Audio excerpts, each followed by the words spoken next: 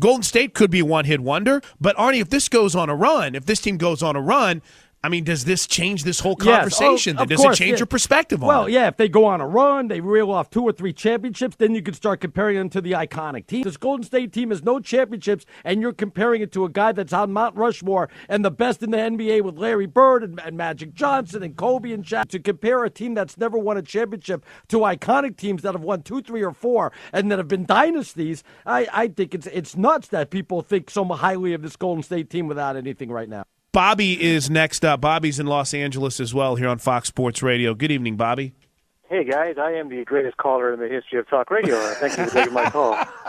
Listen, guys. I got 3 things for you here. One, I've learned that when you rank players or teams in sports, I base this on my experience, always wait until they're done and then rank them. Otherwise, you come up with things like, is Dirk Nowitzki one of the 10 greatest players of all time? You come up with the heat of the moment kind of things.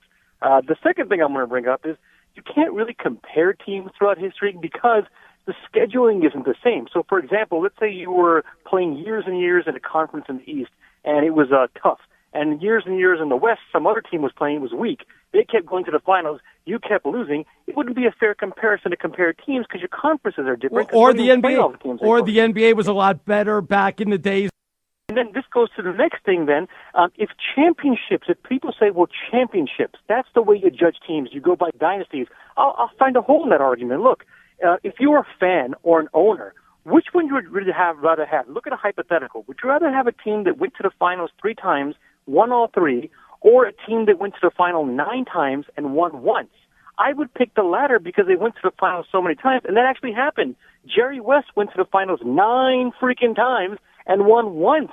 How many teams like the Olajuwon team won twice, and they're a dynasty? So, does championship rings really matter right there then? Oh, gosh, there's a whole other debate. Yeah, that's a 4-hour show for July. What are you doing, man? You're killing our show prep for July. We just got to get through 3 more hours tonight. Come on, Bobby.